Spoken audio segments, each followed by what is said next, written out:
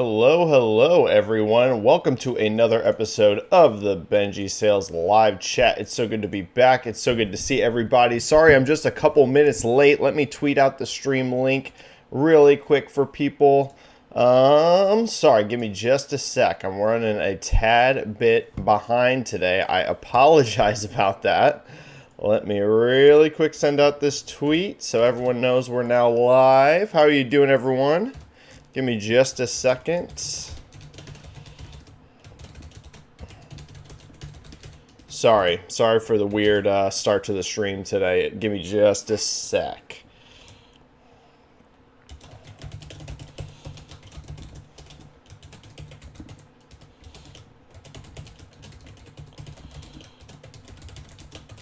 Just a sec.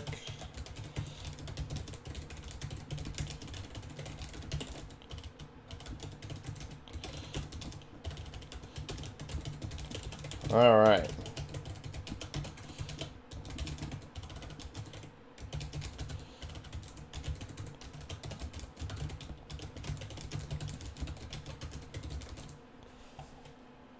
All right. And we're good to go. All right. Sorry about that, everyone. I was just running a bit behind today. I got caught up with some stuff. So, all right, we're live. We're good to go. All right, everyone. Hello. Welcome to another episode of the Benji-Sales live chat. It's so good to be back. It is so good to see everybody. How are you doing today? We got actually a couple big topics to talk about, so that's fun. The last couple weeks have been fairly slow, right? Each chat we've had a few little headlines to talk about, but there hasn't been any big news. We've got some pretty chunky topics that we can talk about today. So the two main things that we can go over, of course, are going to be we have Grand Theft Auto 6 details via Jason Schreier at Bloomberg. We actually got a little chunk of data there and information about what this game is going to be about and what the development cycle has been like. So a few things that came out of that. It sounds like Rockstar has made some major overhauls of the company in terms of how their production's going. They've hired like way more directors and just completely are overhauling everything. And it sounds like for the people working there, like the actual developers and employees, this has been amazing. It sounds like morale has literally never been higher at Rockstar. So that's very good to hear because as we know, Rockstar has been one of these studios that's notorious for crunch, right? There's a few out there that have been well known to crunch like crazy. And Rockstar is one of those companies. But it sounds like a lot of the changes they're doing there are really helping. However, there is still a little bit of concern there that they can deliver on something so big, right? After how giant Grand Theft Auto 5 was, there's a little bit of concern from Jason's article. It sounds like that they'll be able to live up to it and get something giant and successful out with Grand Theft Auto, which I'm sure the pressure's got to be crazy after 5. We got a few little details about the game itself.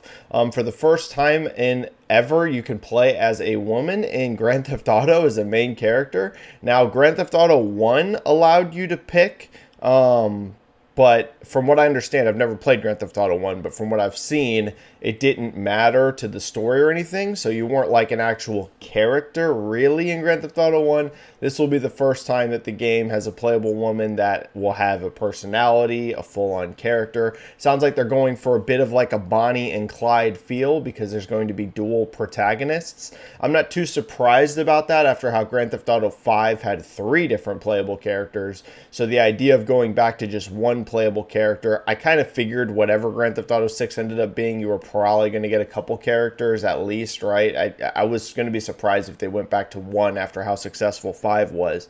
So it's really cool. It sounds like this is a Latina woman. We don't have any information about the other character. I'm going to assume, obviously, it's probably a male. Just that way you have both playable there, I'm assuming. But again, we don't know any details about this other character. We just know there's going to be 2. Sounds like the game is set in a fictional version of Miami. There's a lot of people saying that this is Vice City, but I don't think that Jason's article outright said Vice City, unless I'm remembering wrong. I know that in the game, Vice City, it is definitely very much modeled after Miami in a lot of ways. But I don't know for sure that this will be Vice City. It very well could be, but I don't believe Jason's article outright says Vice City in the article. So that'll be interesting. Looks like the setting is going to be Miami based. Obviously a fictional version of it. So that's pretty cool. I like that, getting away from a totally different feel from what Grand Theft Auto 5 was in terms of setting. And sounds like this game's at least 2 years away. So one of the articles that had came out said that it was targeting fiscal year 2024. However, Jason came back and said that that was actually an editorial issue whenever they were like publishing the article. And that was just what analysts are expecting. There's no like set time within the company. It sounded like though the developers had told Jason that it's at least 2 years away. So the soonest we could get it's 2024, but it could actually be a little bit later. I think that this won't be after 2025 though. I think it'll be 2024 or 2025. So we've got about 2, maybe 3 years wait for GTA. The other big thing that we can talk about today, of course, is going to be Xbox's earnings. So let me go over that for you really quick. Of course, as always with Xbox, we don't get a ton of data out of them, but there are a few little headlines we can go over. First of all, gaming revenue overall declined by 7%. Content and services revenue declined by 6% due to lower engagement hours and monetization in third and first party content. Xbox hardware revenue declined 11%. And then the only area that showed growth, Game Pass subscribers do continue to grow. So I'm sure there's going to be a ton of questions about that, but this result to me is not too surprising. I had a lot of people commenting on it, like how, of course you can expect this kind of thing about how Xbox is doomed and stuff, but I wouldn't jump your guns yet because I'm not convinced that Sony's results won't also be similar. You might see declines with Sony as well this quarter. So we'll have to see. Obviously, it'll be amazing if Sony shows growth, but this was a very slow quarter this last quarter in terms of releases. And I didn't see a ton of signs that PlayStation had like gigantic hardware sales for the last quarter either. So I would, if you're someone that's like, praising, oh, Xbox is down, I would caution yourself because you may see something very similar out of Sony as well. Obviously, the growth would be amazing. I'm not going to be surprised if you also see declines with Sony. So it was just a pretty slow last quarter. You're seeing a lot of analysts talk about how the release slate is really hurting the industry right now, and that is true. I've talked about it on this chat before. There's still a lot of stuff out there to play, but in terms of like big AAA new releases pushing the industry right now, outside of Nintendo first party, who's had a really good summer, third party has been really weak this year, like extremely weak. It was extremely front loaded, and then once you hit like October, there's a ton again. But that whole middle window, really from April until the very end of August, has just been utterly dead. So for third party in particular, and third party drives a lot of the industry. So I'm not honestly too surprised with these results. I kind of expected declines. One other thing worth noting, though, that even with all of these declines, it's still a very strong result because it's still their second highest Q4 ever. So for as long as Xbox has been around, this is still the second best ever. It's only behind last year's record Q4. So it's still, in the scheme of Xbox, a very strong result. It just is a decline from the peak, right, that we saw last year. Obviously, if Microsoft had had some first-party releases, that would have helped a lot. So you can't let them completely off the hook. They really got to start getting that first-party firing. But I don't think these results are too shocking. One other cool piece of data that we got out of Satya Nadella on the earnings call is that Xbox has been the market leader in sales for next-gen platforms for 3 quarters in a row in North America. And some people are asking what exactly that means. It means Xbox Series X and S have outsold PlayStation 5 in North America for the last 3 quarters in a row. So almost a year. If they can pull it off one more quarter, Xbox Series X and S will be, for an entire year, outselling PlayStation 5 quarterly in North America. However, to be clear, that doesn't mean they're outselling Switch. They phrased it as next-gen platforms. I think they mostly did that for marketing speak to not kind of sound rude by saying, oh yeah, we outsold PS5. It just sounds a little more professional to say, hey, we are the next gen leader in North America for the last 3 quarters. To be clear, doesn't mean globally. They specifically said North America, but as we know, North America has been a stronghold for Xbox. So that's a very good result. That's very good. I've been telling you guys, I told you before these consoles even launched, this will be a very competitive generation in the US. Worldwide, I still think this is going to go to PS5 by a pretty decent margin, but in North America, y'all, it's going to be a coin flip. This is going to be a razor race in North America about who ends up market leader between PS5 and Xbox. They're both going to be very strong this gen. All right, and that's like really the overview of what we can talk about. Now we can start diving into your comments and questions. If this is your first time ever as part of my live chat, it's just a stream, it's a show, it's 100% driven by you, your comments, your questions. We just talk about the biggest headlines in the video game industry, usually with the sales and data twist, because that's my specialty, but we can talk about whatever you want in the gaming industry. There's going to be two ways to do that. First of all, of course, there's the free method. You just type a question, whatever you want, it pops into chat, and I get to as many free questions as I possibly can. If you want to guarantee that I get to your question, the way to do that is going to be a super chat. You just type a super chat, whatever you want, pops into chat, and I get to super chats immediately. Don't feel pressured or obligated to donate in super chat. It's just a way to help support me and the channel. I get to as many questions as I can, but super chat will guarantee that I get to you. All right, everyone, I think we're clear. I think we're good. Let's start diving in. Let's start going. I already see some super chats popping up, so thank you so much, guys, for those super chats. And let's start rocking. Penny Puri here is going to lead us off with a 10 super chat. Thank you so much, Penny. It's very kind of you.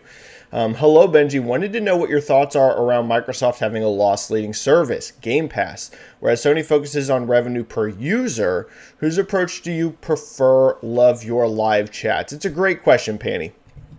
A lot of debate around Game Pass is its profitability, right? That's like the big question. You see people all the time, debating that. I would say that's the main thing you see debated about Game Pass more than anything. I think there are just different strategies. Here's the thing, and I saw Matt Piscatella make a great point about this. He made a great point. The only area in the industry right now that we're seeing growth is subscriptions, like in terms of revenue and stuff. He tweeted this out. Matt's got a ton of data, so you can trust it. The man has access to basically all of North America's data through NPD. And he was talking about how subscriptions are the area that is showing growth. I've been saying for a while, subscription is only going to continue to become more and more and more important in gaming. There's just no way around it. It's going to be. If you notice, look at these Xbox results. Even with declines across the board in all of their other segments, they still reported Game Pass growth, and that was with 0 first-party releases in this quarter. So Game Pass is just continuing to grow, even without big first-party games hitting right now.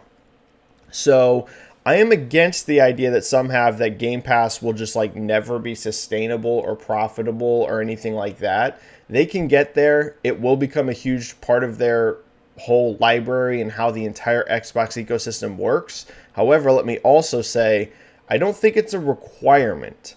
I think we're in this phase right now in gaming that there's going to be just different methods and different avenues of making a lot of money. You actually are seeing this too in the movie side. So there was a moment where, especially accelerated by the pandemic, where you had a whole bunch of people within Hollywood thinking that the movie theater business is dead. You had a ton of that. Yeah, I mean, seriously, I follow the box office industry and all of that, streaming and all that. I wouldn't say as closely as I follow gaming, but still very closely. I'm just interested in the business of media as a whole. And you had a lot of belief in the industry of Hollywood that it was over, like for movie theaters, that it was already leaning that way, and the pandemic came and killed it. And now, everyone's just going to go streaming. You're going to release movies on streaming day one, or you're going to release it like very quickly on streaming.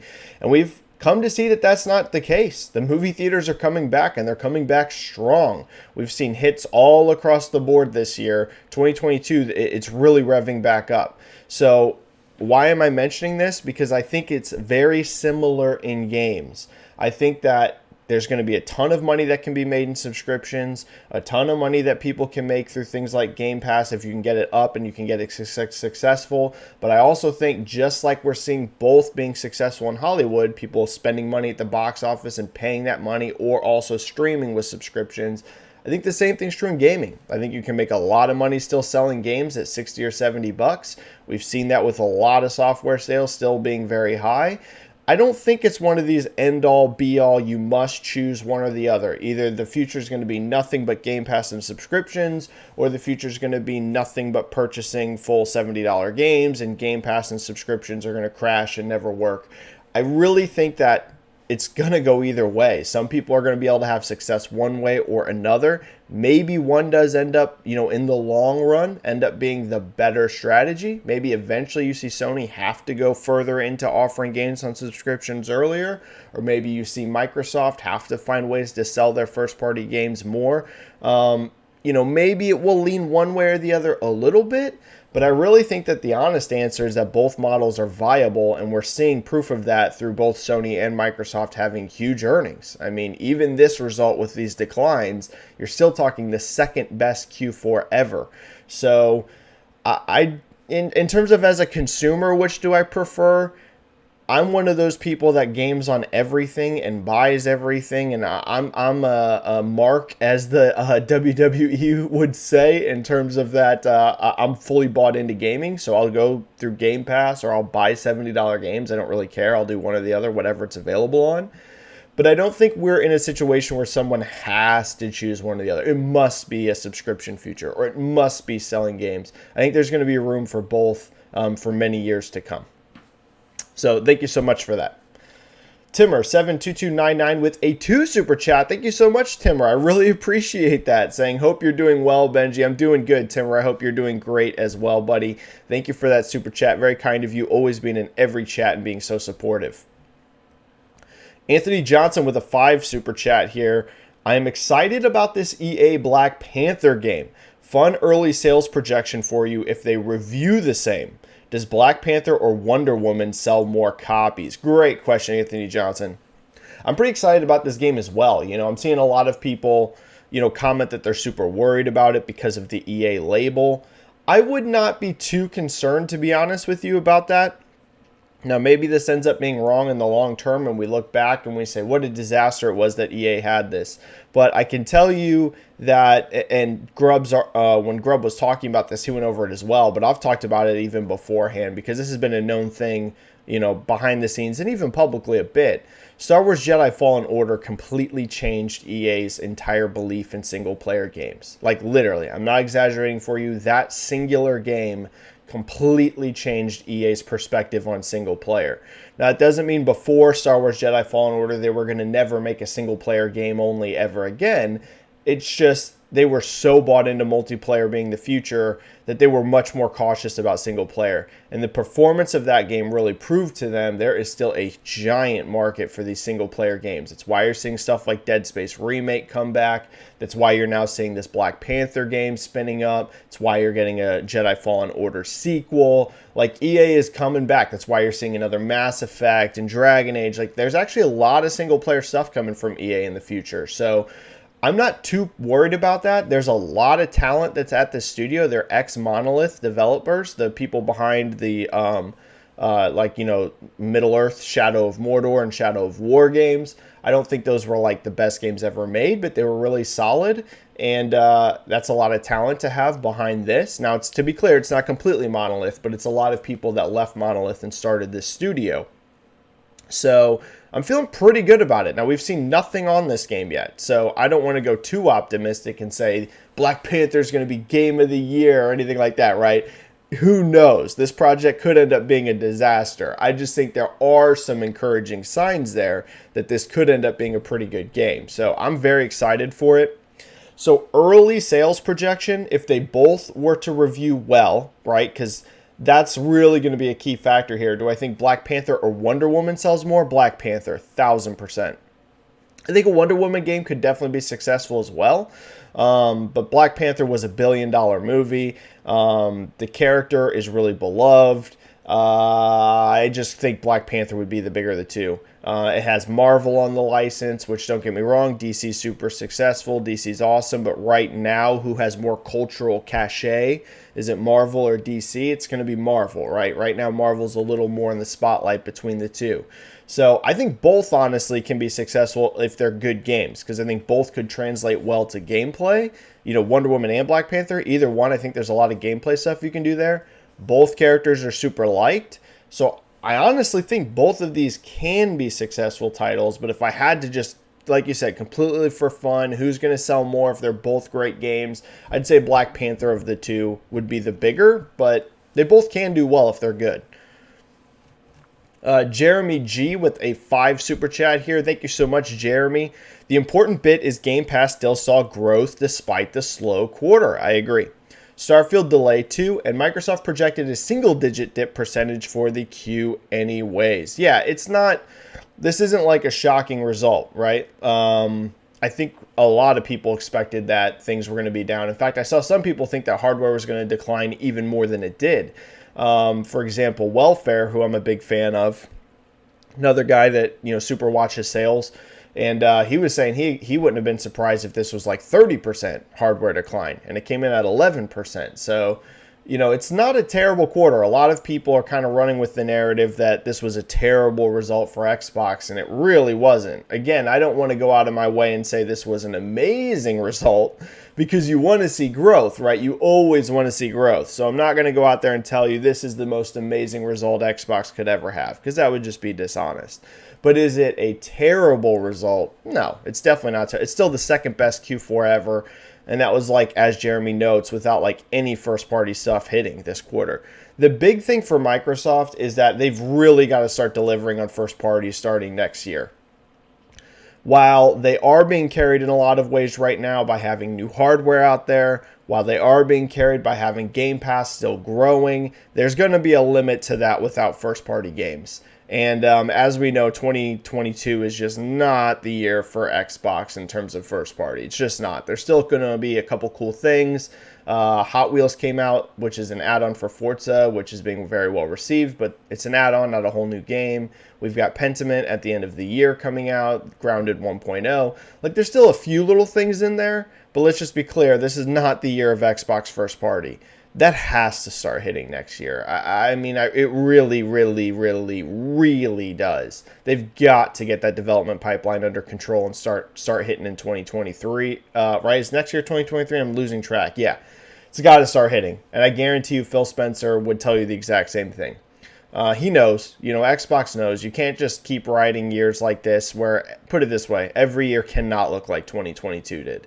So they're well aware that's going to be very important. These games got to start hitting. Redfall can't catch another delay. Starfield can't catch another delay.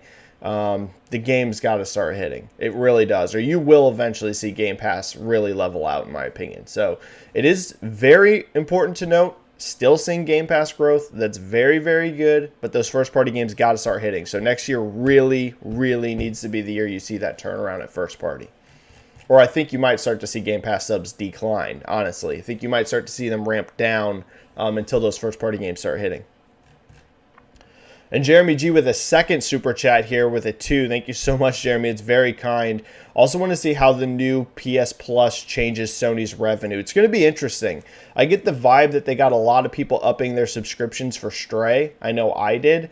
And I saw a whole bunch of people posting that they did. And we know Stray ended up being super successful. So I agree with you, Jeremy. It's going to be interesting to see if this has any real big impact on their revenue. I think in the short term with Stray it did. I just wonder if Sony's going to continue to do stuff like that. I think they need to still have more day one content like that to keep people upping their newer subs. That back catalog is super cool to have, but the main thing that's going to drive that subscription growth is going to be games hitting day one.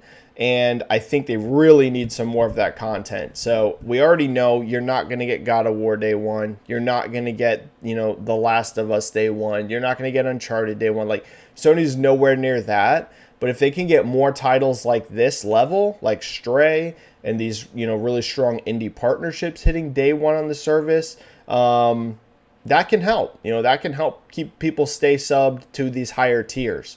So I think they really need to start announcing and doing more of these partnerships. If Stray is more of like a one-off and you don't see another game like this for like 4 or 5 months, I don't know how many people will stay sub to that higher tier. You're going to get some growth, absolutely. But are you going to get as much growth as you would if you had games like Stray regularly hitting the subscription service? I would say no. I think more people will kind of let their sub fall back down to that essential tier. So we need to see, Jeremy. That's going to be important for them. They got to find some more of these partnerships they can launch early on the service. All right, and thank you for those super chats, everyone. Super chats are clear for now. Thank you so much. That was super kind of you. So let's start diving into your free questions. Miles Morales. So Benji, a lot of developers have been experiencing a lot of harassment and death threats online. Do you think it will make devs/pubs pull back from interacting with fans due to the toxicity? Does this mean developers and publishers will greatly scale back their interactions with fans due to actions of vocal minorities? Bungie, for example, has greatly scaled back their interaction with the fans. Here's what I can say, Miles. I can only imagine the stuff that these gaming companies get because they're way bigger than me, vastly, and they are dealing with way higher numbers of people and way more reasons for people to get frustrated with them since they're playing games. Put it this way. I literally had someone tell me they wanted to kill me with a hammer on Twitter like 2 days ago. I think that was 2 days ago. Some guy said that he wanted to kill me with a hammer. Not joking. Just replied to me because I asked about a Marvel thing on someone's tweet. And the reply was, I wish I could kill you with a hammer. Okay? If that's happening to me, and that's not the only one, I can tell you that. I get this kind of stuff all the time. If that's happening to me, I can only imagine what's happening to developers at studios, right? So do I understand why these companies are wanting to pull back? Yeah, it's a difficult thing to deal with. I mean, like I said, if I'm just some random dude talking about video games, I'm not even the one making them, I'm just talking about them, and I get people telling me they want to kill me with a hammer, I can only imagine what someone working on Destiny gets on like a daily basis. It's got to be crazy. I mean, it blows my mind that there's people that think it's okay to act like this. And I'm not your parent. I'm not your dad. I'm not going to sit there and teach you morals and how you should live your life. But it's crazy the stuff people are willing to say online. It's completely and utterly insane. It's why I mute a ton of accounts. I've said it on here before. I'm going to be honest with you. I mute tons of people on Twitter. If you're coming onto my posts and you're just being toxic, you're getting muted. Like, I don't want to ever read your posts ever again. So I would say, do I think that more companies are going to like pull back from interacting? Yeah. If people keep doing this kind of thing, yeah, you don't want to interact with people if they're going to act like this. So yeah, it's difficult. It is difficult to want to interact with some people whenever you deal with this kind of stuff. I even face this sometimes too. There's times I don't want to go on Twitter and like really interact with people because you just know certain topics, it's just going to be complete and utter chaos, right? Not all the time, right? I would say the vast majority of people that I interact with are great. The vast majority. And I think the vast majority of people that love Destiny and love Bungie, I think the vast majority of them are also great. However, even if it's a small percentage, once you have a small percentage of a lot of people, that's still a lot of people throwing vitriol your way, right? So like, let's put me, for example, again, I'm just making a comparison here. If I have, I'm getting close to 50,000 followers on Twitter, if even 5% of those people are toxic, you're still talking what, like 5,000, or 5,000 would be 10%. But you get what I'm saying. It's still like thousands of people that are, going to be rude and toxic. If you're someone like Bungie, who has millions of fans, even if it's 5% of them being toxic, you're still talking, once you're talking millions, you're talking probably hundreds of thousands of people that are going to be toxic. So it's tough, it's a tough balance to do. I don't think these companies can have zero interaction with their audience because, hey, like I just mentioned, the fact is the vast majority of these people are huge fans of Bungie or Destiny or whatever, and they want to have a positive community. So you still do need to interact with them. But at the same time, I get why, especially I would say developers like individually pulling back. I completely understand that. I could get why even some developers would completely delete their Twitter accounts or make them private, right? The public facing part of the company, like just the actual social media channels and stuff, those still need to be very public, very open with their players. But like the individual devs pulling back, Yeah, I absolutely understand it. And like I said, I wouldn't blame anyone at all for making their accounts private or deleting their accounts and just having zero interaction because I get it. I will never do that because, like I said, for the vast majority of Twitter and social media, I enjoy doing. But I get it. I get why people would want to pull back. Can be. Hi, Benji. With the Quest 2 going up in price, what are they thinking? Does this change your prediction for the price of PSVR 2? You know, actually a little bit. And let me answer the first part too. So why is Oculus raising its price? If you guys haven't seen this, it's crazy. I've almost never seen something like this. In the middle of a cycle, a piece of hardware is going up by $100. Not only is there not a price cut, they are raising the price of Oculus Quest 2 by $100. Now, the question of why they're doing this, I have a prime answer for you right here.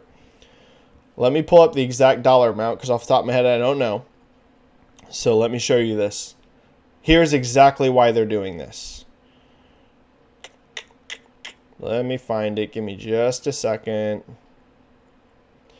Meta lost $2.8 billion on virtual reality last quarter. You heard that correct. $2.8 billion lost. That's why the price is going up. Meta and, as we formerly know as Facebook, they have been all in on VR way too much, and it's biting them in the butt. They decided to pivot their entire company towards this whole meta idea, the metaverse. And here's the thing. Do I think that VR has a lot of potential to be super successful in the coming years? Yes. I think high quality VR content is still something that's pretty awesome and is a way to experience games and interactive things in a way that you just can't. It's literally physically impossible to do on a flat screen like regular TV device. Like, it's impossible, right? As someone who has played Half-Life Alyx, there is no way to experience that just playing a regular TV that's even remotely comparable to what playing Alyx in VR feels like, right? So I think there is potential for VR to have a successful part of gaming and interactive entertainment. The problem is that I don't think it will ever be the main way people interact with content. Or if it is, that sort of future would be very, very far away. Tons of people still want to just play their games, sit down, relax, look at a TV screen and play, or just sit down, even if we're not talking games, just interactive entertainment. They want to sit down, watch Netflix, no headset on, super easy. So the problem with Meta is they just decided, we're all in on virtual. Like, the future is virtual reality. We're going to drop billions and billions and billions and billions and billions of dollars into it, and we're going to lose billions and billions and billions of dollars. And this is now biting them in the butt. So they're going to have to raise that price so they take less losses. And that's why. That's why this price is going up. Now, it actually does change my prediction for PSVR 2 as well, to be honest with you. I had hoped that, well, let me be clear here. I don't know if it's changed my idea because I kind of always thought it was going to be expensive, but there was a part of me that was like, man, if Sony could find a way to release this thing at around $300, wow, could that really help this device be successful? Now, in my opinion, there's no way this is less than $400. 0% chance. I really can't see it. I think that PSVR 2 at minimum is going to be $399 at launch. Could even see it more expensive than that. So that is going to affect the install base. Let's just be clear here. If they're going to launch $400 to $500, that will limit the impact of install base, especially as it looks like we're going into a recession. Like I mentioned on the last chat, there's been a lot of debate if a recession's coming or not.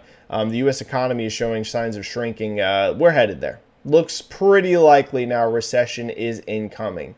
So with inflation going on, a recession on our doorstep, and a $400 to $500 piece of VR content about to come out, it's going to limit your install base. That's just the reality. They'll sell out at launch, but after launch, we'll see what happens. I'm not going to sit here and say that PSVR 2 can't be successful. Like I was just saying, I think there is room for VR to have a successful niche in gaming. But yeah, I think there's no chance this is less than $400. I would love to be proven wrong. If they come out here and say $299 or $349, it will be incredible. I'll be super happy to see that. But Ken, minimum of $399 in my opinion for PSVR 2. Sam Jack, Housemark have said PlayStation give them creative freedom. Is it PR talk or is it real? Do you think PlayStation give it to other studios too, or they pick and choose who have it? Sam, I've talked about this before on the chat. It's a bit of a balance from what I understand. So does Sony give you some creative freedom? Absolutely. But at the same time, do they want to get their major franchises made? And do they put some pressure to make that happen? Absolutely. For example, it's not a secret anymore that Sony is pretty much desperately trying to get an Uncharted game made. And they are trying to find studios to do that. So at the end of the day, they have allowed people to flat out say no. Sounds like Bend was allowed to flat out say no. Sony really tried to pressure them into making an Uncharted game. Bend kind of was messing with some concepts with it, and then Bend really didn't want to make Uncharted, and it sounds like Sony allowed them not to. So at the end of the day, are they allowing their studios to have a lot of freedom?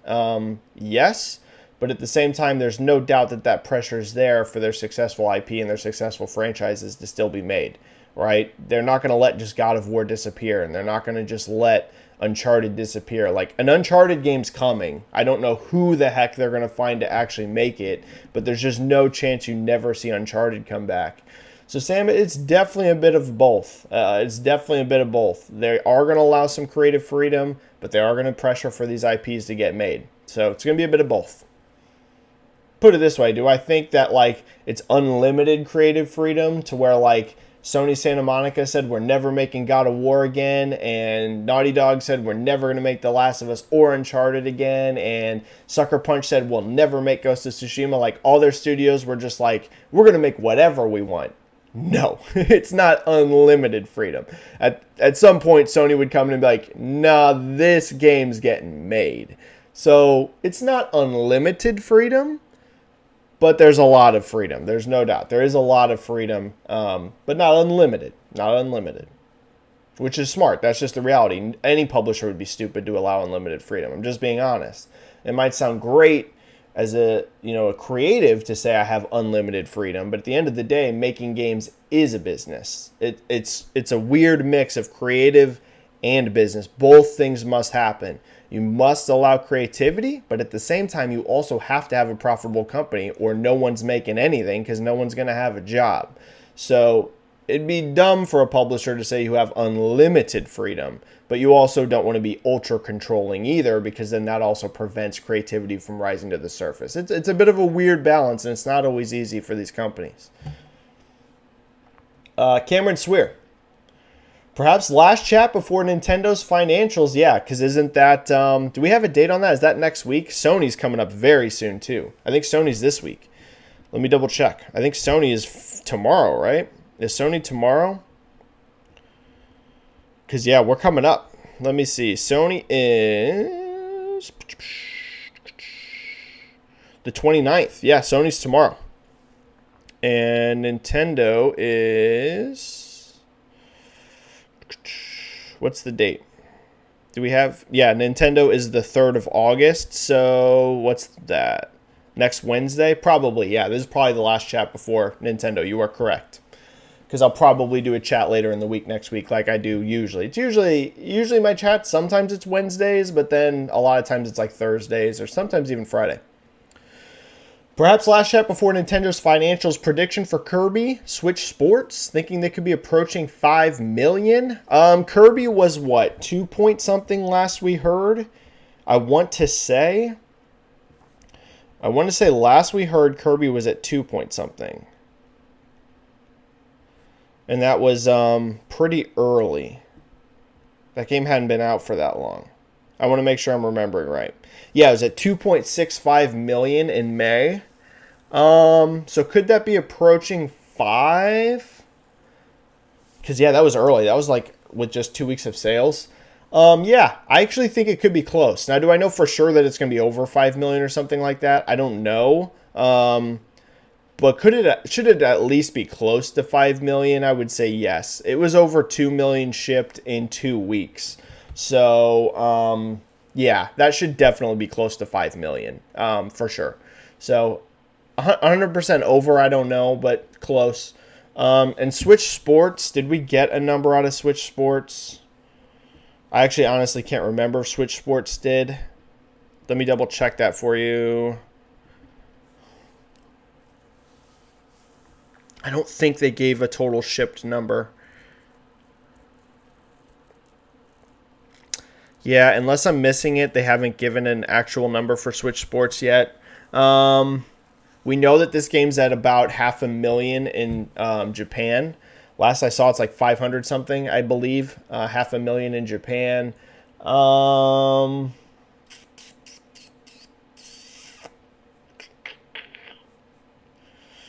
Oof, that one I'm not 100% sure on, to be honest with you.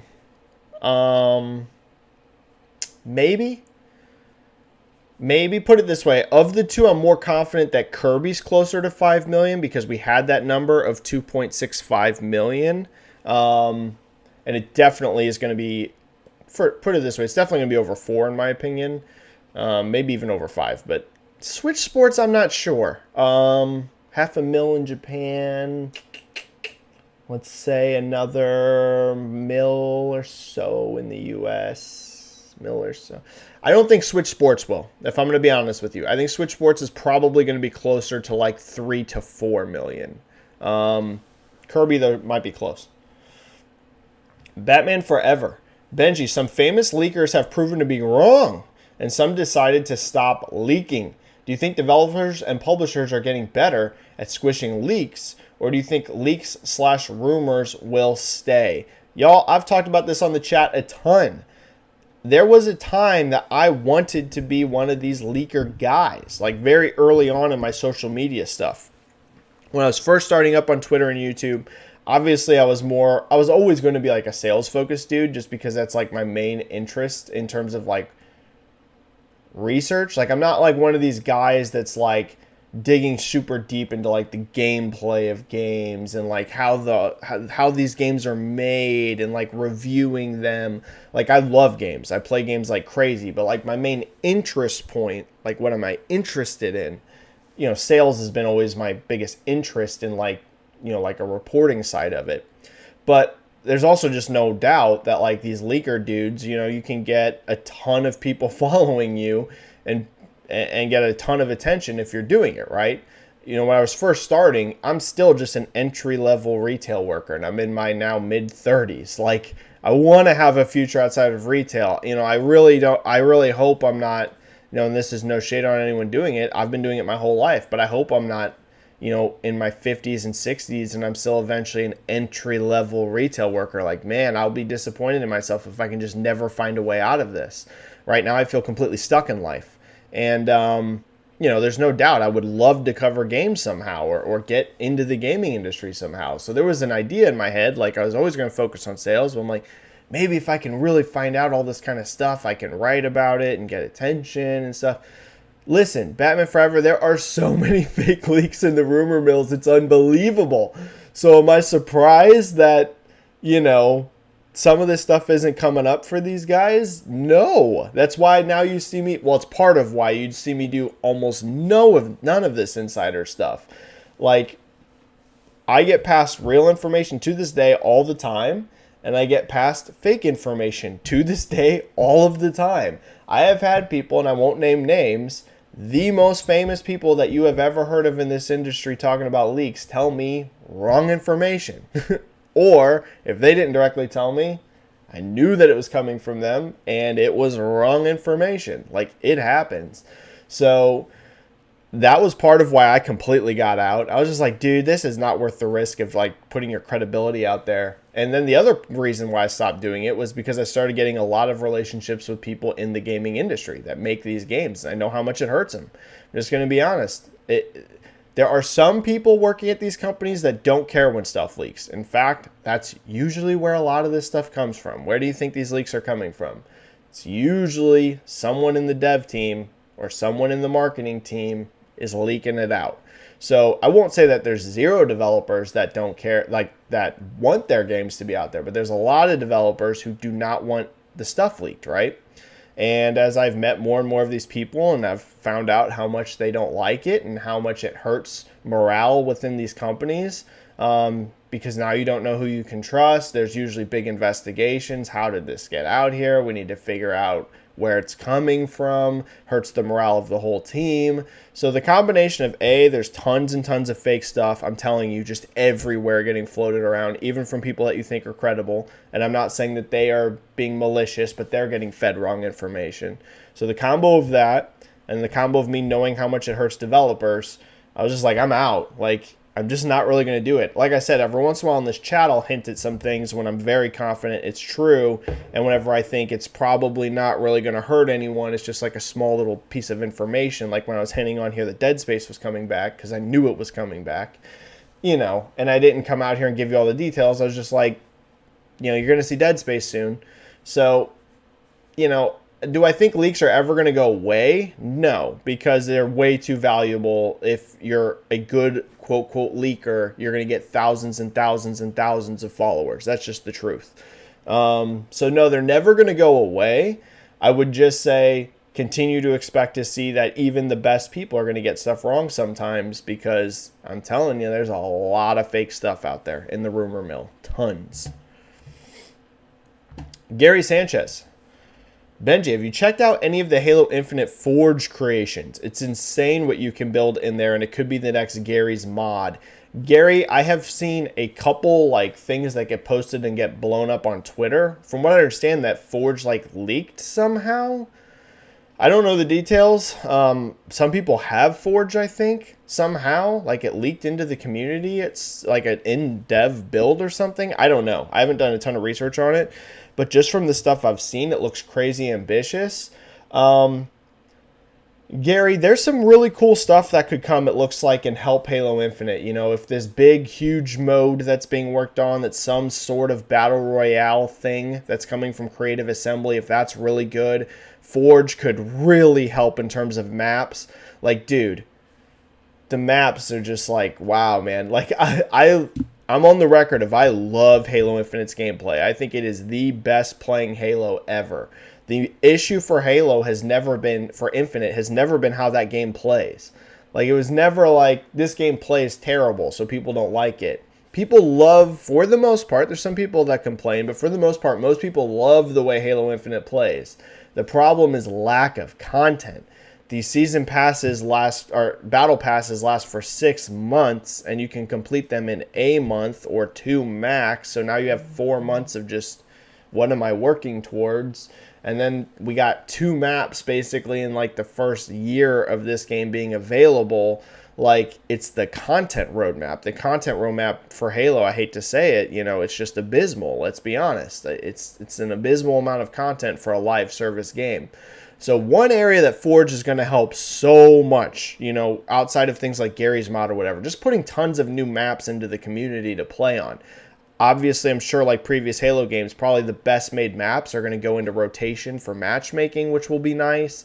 So I'm still thinking that there's a chance that Halo Infinite can have a big rebound. Now, do I think it's going to be the most successful game of all time? No. But do I think there is some stuff in the pipeline that can become very helpful for the game's life? Yes, and Forge does look like one of them. So hopefully, the final build is pretty awesome, because from what I've seen, changing weather and just all kinds of the amount of detail you can do is pretty crazy in it. So it could be awesome, Gary. Could be awesome. Let me make sure there was no super chats. I don't want to miss any. I don't think there has been. There was a super chat here from Edith Vicky with a super chat. Thank you so much, Edith. I don't think there was a question. I think it was just a super chat for support. So thank you so much, Edith. That's very kind of you. Very kind. I'm not seeing a question here, but thank you so much for that super chat. All right, Casual Gamer. Sup, Benji? Let's talk about DC. Do you think Wonder Woman and Suicide Squad will do well sales-wise? Could they reach Arkham levels of success? Ooh, Arkham levels. Ooh, that's a pretty high bar. Here's what I can say. WB is having an amazing year. So, first of all, you had Lego Star Wars The Skywalker Saga be a giant hit, to a shocking degree. Like, when I say it's a giant hit, not just for a Lego game, it's a huge hit for any game. Like, that game is selling extraordinarily well. Biggest Lego game of all time.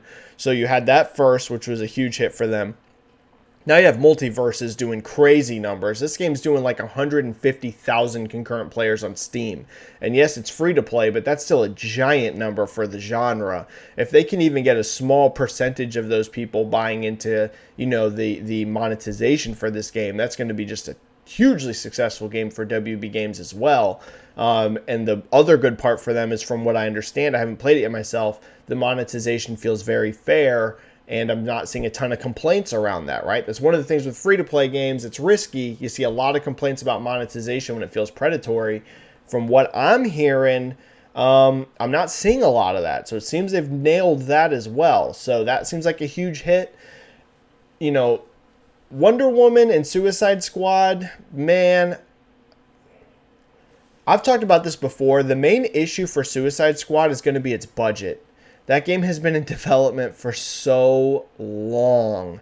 It has to sell a lot of money to be worth whatever they've spent on it.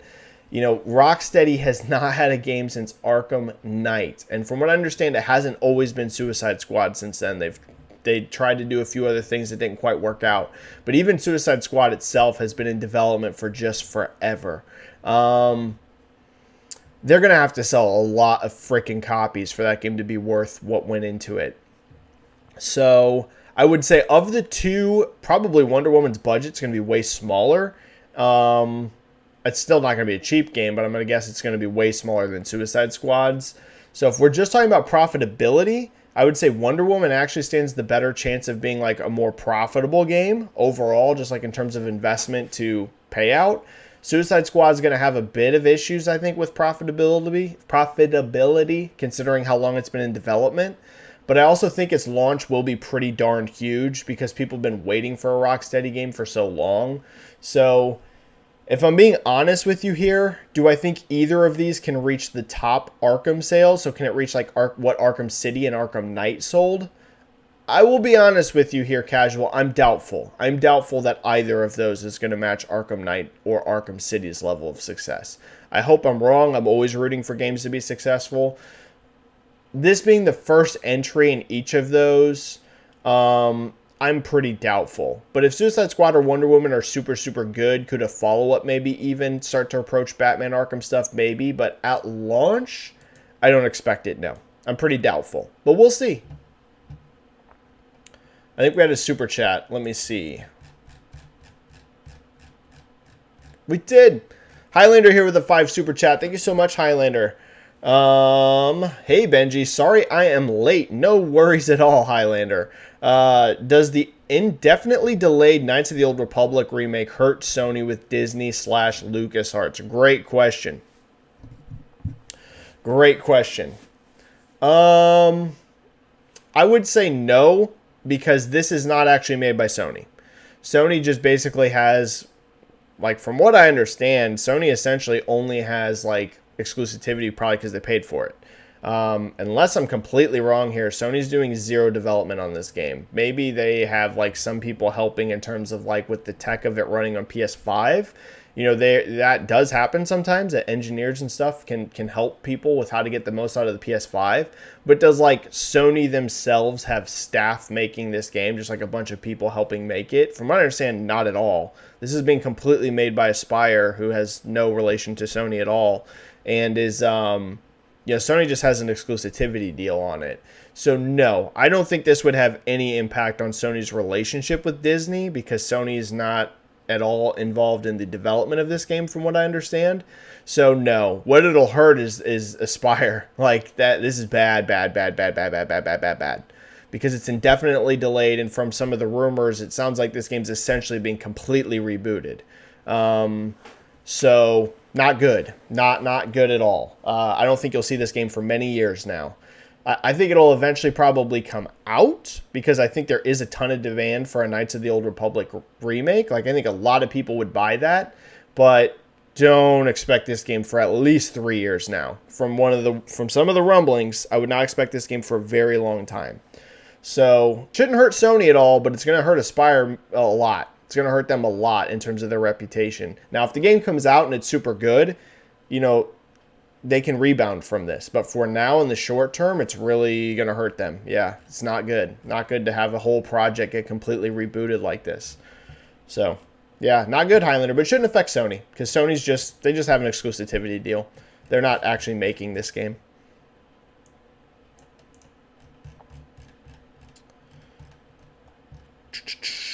All right, where are we at? Yoda Soda. Isn't it weird there's a Wonder Woman game in development and no Superman in sight? Yes. Do you think they're testing the waters with Wonder Woman, and if it is successful, they will make a Superman game? Yoda Soda, I have to be honest, I don't think DC has any idea what they're doing in general. I hate to say it, but listen, I'm not against a Wonder Woman game, to be clear. I think this might be actually really, really, really awesome. I was super hyped whenever they announced this. Loved the first Wonder Woman movie. Hated Wonder Woman 1984. That movie was not good. It was bad, y'all. That was a bad movie. Wow. Wow, was that movie bad. But the first Wonder Woman I thought was actually pretty dang awesome.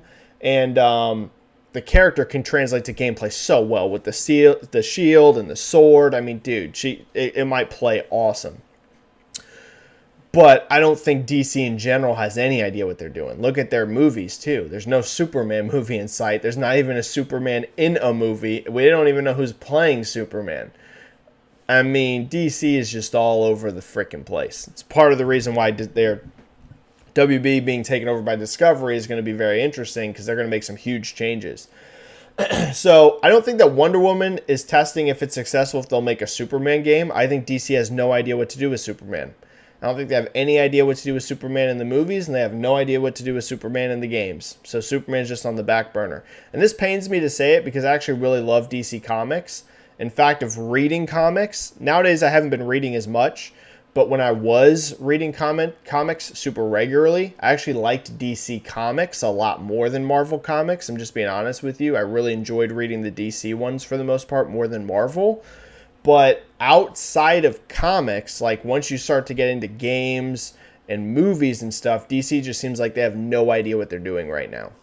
So I'm not surprised. Is it weird there's no Superman game or Superman in the movies or anything? Yes, it's very weird, but it's part of DC's bigger problem. And that in general, I just think they have no idea what they're doing with Superman. Timmer. Benji, what are your sales expectations for Grand Theft Auto 6, the biggest launch in the history of the video game industry? Very confident about that. In terms of like a full packaged game, right? Who knows if it can match like the biggest whatever, right? Maybe there's some weird free-to-play thing or something, but even that I don't think would be close. In terms of strictly full packaged games, it will be, in my opinion, I actually am not even like concerned with thinking that this might be wrong. I am extremely certain that unless this game was utter trash, which I just can't see happening, it'll be the biggest launch in the entire history of the video game industry. Now, after that, Timmer, legs, that's all going to come down to quality. If I'm going to be perfectly honest with you, I'm highly doubtful that long-term Grand Theft Auto 6 will sell as much as Grand Theft Auto 5. I mean, that's like such a high bar, it's unbelievable. And Grand Theft Auto 5 was released for 3 console generations, 360 and PS3, Xbox One and PS4, and, Xbox Series and PlayStation 5 now, with no Grand Theft Autos in between them, right? It just was, it was the only Grand Theft Auto for 3 generations. So, I know there's GTA 4 on 360, but you know what I mean? Like, it came out still on 360 and PS3, and there's been no GTAs since then. So, long-term, Timmer, I'm going to be honest, I do not expect Grand Theft Auto 6 to sell as high as Grand Theft Auto 5. But at launch, it'll be the biggest launch in the history of the video game industry, yeah. Yep, very certain about it. An actual number, now that is very hard to say. Because once you start dealing with, like, the level of launch sales I think this is going to be, it starts to just get weird, and who knows? Like, that's so hard to project, like, the actual unit number at launch. But the biggest launch in the history of the video game industry, yeah. Brian the Savior. Since I recently came to know about your interest in astronomy/space stuff, yes, I love it, one of my biggest passions, I would like to recommend you a book trilogy, The Three-Body Problem. Yes, I've heard about this a ton, but I haven't read it. by Cixin Liu. I'm not sure if I'm saying that right, but yes, I've heard about it. It's a hard sci-fi series that provides a very interesting and unique solution to the Fermi paradox. It's absolutely grounded in reality and never goes absurd with the tech. It's available in both text and audiobook form and was a very easy read. They're the best piece of realistic sci-fi media that I've ever come across. In short, it's effing awesome. Brian the Savior, thank you so much for that recommendation. I've heard of the Three-Body Problem a lot. I've heard it's also a bit of a scary book in terms of like, not like it's a horror book, but like in terms of the book. It's very tense from what I understand.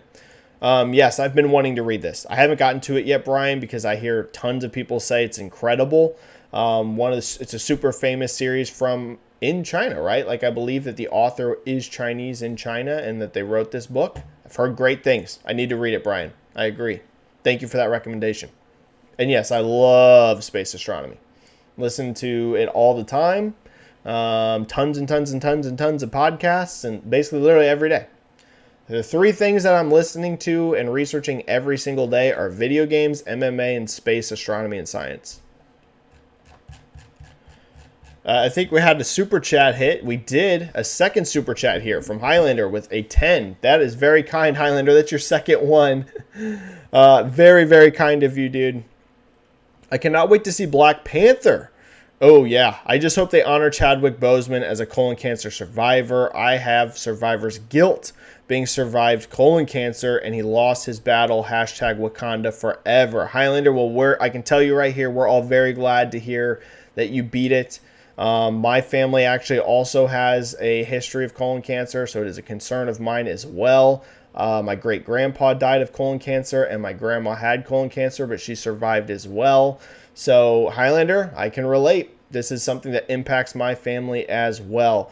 I will say that Black Panther teaser, I think, is maybe the best trailer Marvel's ever produced. It's at least in the top 2 or 3 trailers ever by Marvel.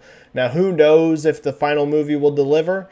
You know, it's one thing to make an amazing trailer, and it's something else entirely to have an amazing movie, right? A trailer, at best, you're looking at 3 minutes of a movie, and a movie's, you know, up to 2 hours long. So you could have an amazing trailer, but still a sucky movie. But I will say, as someone that was excited for Black Panther, but I'll be honest with you, it wasn't my top most anticipated Marvel movie because of, you know, Chadwick Boseman's passing and just wondering how they were going to be able to follow that up. How do you make a Black Panther movie now with Chadwick gone? This trailer really changed my perspective on this movie. I mean, it looks utterly incredible. So I agree with you, Highlander. Hopefully they honor Chadwick well. It seems, at least from the trailer, that they are. To me, it looks like it's expertly handled. So, Highlander, I'm glad. I can tell you we're all very glad to hear that you won your battle. And I'm hopeful. This Wakanda Forever trailer was incredible. So if that's any indication of the quality of the movie, it's going to be something special. Matt Duffy with a 2 super chat. Just saying, Benji, you are a legend. Matt Duffy, you are a legend. Thank you for the hype. Thank you for always encouraging me and getting me hyped up. Matt Duffy, let me hype you up. You are awesome. You are a legend, Matt Duffy. Thank you for your kindness and your super chat and support as always. And I hope you're rocking, dude. You're awesome. Thank you so much for that. All right, super chats are cleared again. Thank you for all these super chats, everyone. Very kind. How long have I been going? Because I do have a hard out today for work. All right, I can only go for about 10, maybe 15 minutes max, guys, and then I have to go. 10 to 15 minutes maximum, and I'm out. Because I have to go to work, so I have a hard out today. So we're going 10 to 15 minutes, and I'm out. Justin Tanhill with another KOTOR question. What are your thoughts on the news surrounding the Knights of the Old Republic remake and Aspire? Do you think it's at risk of getting canceled? I would say yes, it is at risk. Do I think at the end of the day it will be canceled? I'm going to guess no, because I think there is a lot of demand for a high-quality Knights of the Old Republic remake, and I think they'll find a way to get this done. So I will say yes, there is a risk. Anytime you have a project that faces apparently these kinds of issues, that ain't good. But I think that there's a lot of demand for it. So I think they will find a way to get this done. Like I said, I think it's going to be a long way off, guys. I don't think you're playing this for 3 years. So it's gonna get made, I think, in the end, but it's going to be a long wait for it. Sean Macias, if you were to create a video game, what would your dream video game be? Sean, I actually have already completely thought this out. So there was a time where I almost went to college to make games. There was a moment there where I was facing a choice, and when I was a lot younger now, and who knows, maybe it was the wrong choice in the end, but I almost went to college to start learning how to make games, and I've had this thought out for years and years and years and years. Sean, I know actually the exact game that I would make. It would be an underwater survival horror game.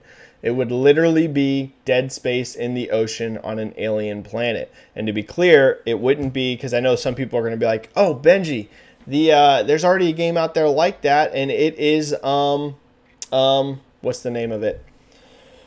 Oh, come on. It's like that survival game. My brain's not working, but you guys, I'm sure almost everyone watching the stream knows exactly the game I'm talking about. But I don't mean anything like that. I mean like literally straight up Dead Space, Resident Evil, third-person survival horror down in the ocean. And no, it's not Soma that I'm talking about, which takes place in the ocean as well. But no, it was the concept I've always had in the ocean, alien world, you're stranded, and it's deep, deep in the ocean, like super, super deep, and horror. That has always been my concept. And there's actually a whole bunch of other ideas I have too, and exactly how it ends and a potential sequel. Like, I've thought this all out, Sean. If I was ever to do it, you would get, again, there's some big differences, but the overarching look, if you were to put an umbrella over it, dead space in the ocean on an alien world, that would be the game I would make. Jason Benjamin. What's your thoughts on the Eidos founder saying Square Enix selling their Western studios to be more attractive for a potential buyer like Sony? Do you think that was the case when they changed? This has changed nothing about my opinion on that, because I've had the same opinion from the beginning. I've seen a lot of people be like, now this definitely means that Square Enix is being bought by Sony.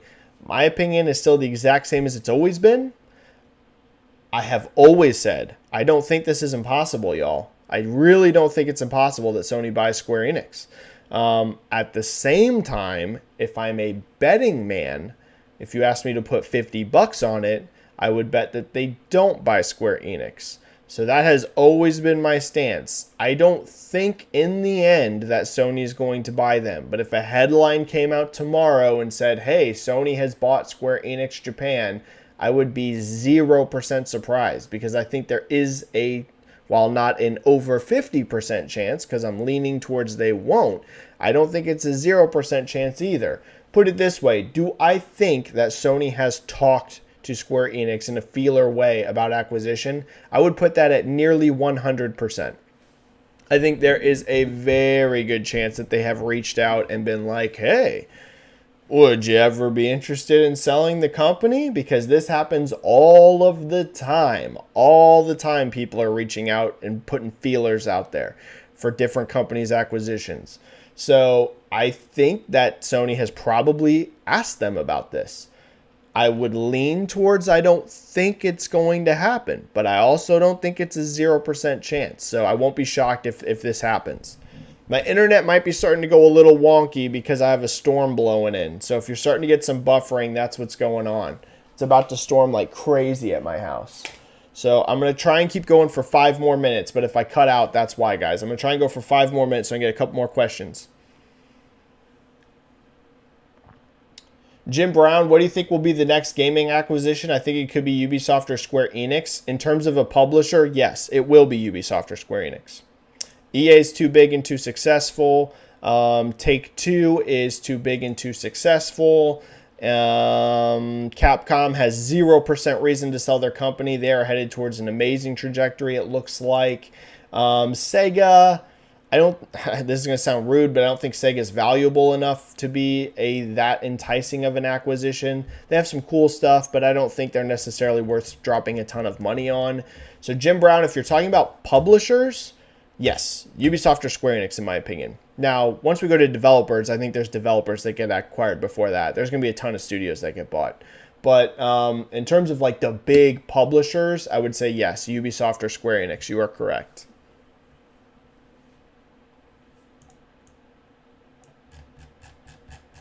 5 minutes and I gotta go. I'm going to miss a ton of questions today. I apologize, but I just have a heart out. Do you think Multiverses has a bright future ahead of it from ghost tunnels? Do you think the success of Multiverses will change the approach of some future fighting games when choosing between free-to-play or $70 titles? I think Multiverses definitely has an attractive future ahead of it. Now, do I think it's always going to keep 150,000 concurrent players on Steam? No. You know, that number is going to come down. So whenever you start to see the headlines come out, because this happens literally with every game, when you see the headlines come out that say, Multiverses loses 70% of players and there's only 30,000 people playing this game, that doesn't mean the game's doomed. That's literally what happens to every game. 99.9% of games that come out do not hold their launch numbers. There are always going to be rare exceptions to this. Games that have crazy longevity, games that can do some insane stuff like League of Legends, right? Or Fortnite. It's not that there's 0 games that do this, but 99% of games that come out, I'm sorry I'm going on a tangent, but this is one thing that drives me more annoying than anything is when I see these headlines, X game loses 60% of players 1 month after launch. It's like, bro, this happens to every game. So, do I think you're going to see 150,000 people playing Multiverses a month from now? No. But do I think there's going to still be thousands of people concurrently playing Multiverses a month from now? Yes. So, I think Multiverses does have a successful lifespan ahead of it as long as they keep monetization fair, as long as they keep characters regularly releasing. It looks like a game that has enough consumer demand and also consumer liking it to have a successful future. But like any service game, that's going to completely hinge on how the development team handles the future of this game. In terms of the $70 versus free to play, you know, I really wonder how successful Street Fighter could be if it was free to play. You know, I think Street Fighter might be able to be massively successful. It's not going to be, right? They've said that Street Fighter 6 isn't a free to play game, I think. But I've wondered, man, I wonder just how successful Street Fighter 6 could be if it was a totally free-to-play game. Probably hugely so, to be honest with you. But I think it's potential, yeah, not Street Fighter, but I think there's potential that other fighting game developers and publishers might look at something like Multiverses and be like, ooh, that is pretty attractive. If Multiverses could do this, what could we do? So I don't expect that you're going to suddenly see every fighting game go free to play because of this, but I think it is something that people will be looking at in the future and being like, could our game work as a free to play title? You know, you might see some of that. Eddie Brock, Benji, what are your thoughts on the Multiverse saga? Are you excited for it, and are you an X-Men fan? If so, aren't you disappointed that there isn't a single live-action X-Men project in development? Don't you think they should have at least made one X-Men project? Don't you think it is a huge missed opportunity? So 2 things here, Eddie. A, I am super excited for the Multiverse saga. I have said that Phase 4 is not my favorite MCU phase. I saw somebody the other day make a comparison that, like, they said, I think Phase 4 is going to be looked at in a lot of the ways that Phase 2 was in the MCU. And I actually think that's pretty fair. I didn't, hate Phase 4, you know, but I also wasn't, blown away with Phase 4. There actually wasn't a single movie or show in Phase 4 that I, outright did not like. There hasn't been one where I was like, ew, I hated this. And I get why there would be some people that did, but it also didn't have a ton that I loved. You know, the only movies this one that I loved, I walked out of and I was like, dude, I loved that movie, was Shang-Chi and Spider-Man No Way Home. You know, Black Widow was okay. Doctor Strange was pretty good, I thought, but it wasn't, I don't think, as good as it could have been. And Thor Love and Thunder, again, I liked it, but I didn't love it. It was okay. A little too much humor for me on that one. I thought they went a little too silly with Love and Thunder. I liked the humor, but I think if they would have brought that ratio, you know, right now it was more like humor and serious, right? Like a huge gap. If they would have brought that a little bit more like this, I think I would have liked Love and Thunder a lot more. And then in the TV shows, there were some that I loved. I loved WandaVision. I loved Miss Marvel. And I loved Loki, to be honest. But then there were some that were they were good, but I didn't hate them. You know, I thought Hawkeye was pretty okay. You know, I thought Moon Knight started strong, had a bit of a weird middle, and the end was pretty good. So it's like, Phase 4, I did not hate Phase 4, but I also would not say as a whole I loved Phase 4. But this roadmap that's coming up looks pretty freaking good to me. So I think that Kevin Feige knew that they really needed to reassure people that there is a direction, that they have some exciting projects coming. And I'll tell you what, that roadmap to me looks pretty dang good. There's a lot there I'm excited for. I'm very excited for the Marvels, to be honest, which I wasn't sure if I would be because I thought Captain Marvel was just okay.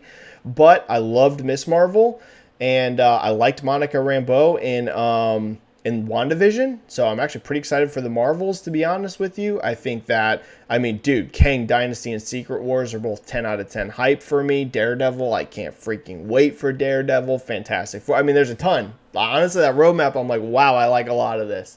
In terms of X-Men, I wouldn't panic yet. There was a lot of Phase 6 not filled in. A lot of people are forgetting that. A lot of people are being like, wow, we already know all of Phase 5 and Phase 6. If you look at the Phase 6 roadmap, there's only 3 projects announced in it. That's it. They only said 3. They only said the beginning, which is Fantastic Four, and they only said the end, which is Avengers Kang Dynasty and Avengers Secret Wars. That whole middle section is not filled in.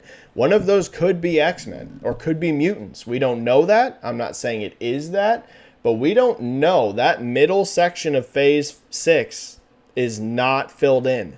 So I'm seeing a lot of people be like, where was this? Where was that? Where was this? We know pretty much all of Phase 5, but Phase 6, we only know 3 of the projects. So I wouldn't worry yet. I would say if there is no mutants in Phase 6, that would be pretty disappointing, yeah, because I do love the mutants. I love X-Men, and having 0 mutants or X-Men projects would be a big disappointment if they're not going to be until Phase 7, until after the Multiverse Saga. So I don't think they will be, though. I think you're going to see them, and I think it's one of the unannounced Phase 6 projects. Okay, 1 or 2 more questions, and I got to bounce. 1 or 2 more, and I got to go. Danger Man, Grand Theft Auto 6 has got to be current gen only. Correct. It will not be cross-gen. Released with no last gen. I do think there's no consoles crowd. Ignore how much easier it is to get a console versus late last year. We'll get surprised. Or could Grand Theft Auto 6 be second half of 24? Partially released to build a larger console player base earlier? No, this game is current gen only. I'm telling you that right now. I don't even know that from insider information. I'm telling you that because there's 0 reason to release this game on last gen consoles. Late 2024, the install base will be ginormous. Guys, we're already at almost 50 million consoles sold between PlayStation and Xbox by the end of this year. It's going to be a 50 million plus install base by the end of this year, calendar year. Then we have all of 2023, and if this is 2024, it ain't going to come out until late 2024. No. There's going to be no cross-gen games at all starting in 2024. I don't even think Call of Duty is going to be cross-gen. Nothing's going to be cross-gen. Maybe FIFA, and that's like it. Nothing. Like, guys, it's winding down fast. I've already told you, a lot of next year's games are current gen only. A lot. You might still see a project or 2 that goes cross-gen, but the vast bulk of games even next year are going to be current gen only. We're ending the cross-gen period. It is almost done. 2022 will be looked back at as the last year of the widespread cross-gen. Again, don't quote this that there's 0 cross-gen games in 2023, but it ain't going to be a lot. We are going to be moving to current gen only for most projects by next year. 2022 is the last year where it's still mostly cross-gen. 2024, like I said, I don't know that there will be a single cross-gen game. Maybe FIFA, but Call of Duty is not even going to be cross-gen. So no, Grand Theft Auto 6 will be current gen only. I mean, by that point, you're talking, install base by 2024 combined, we're going to be over 50 million by the end of this year. Xbox is going to be over 20 million by the end of this year, and PlayStation is going to be over 30 probably after a holiday period or close to it. We're going to be at 50 million-ish by the time you get to 2024. Next year, they're both going to do another, Sony's forecasting, 20-something million next year, I think. And Xbox is definitely going to do over another 10 million next year. Dude, we're going to be talking, 80, 90 million install base by 2024? No. No way. Nothing's going to be cross-gen. There's no point. And I agree with you. So, Danger Man, I'm agreeing with you. Yes, there's no point. Okay, guys, I think I got to go. I wish I could go for way longer, but, I just can't. I literally have a heart out. I'm so sorry. I know there's a ton of questions, guys, but I just can't. Let me make sure I miss no super chats. I just have a heart out. I have a heart out.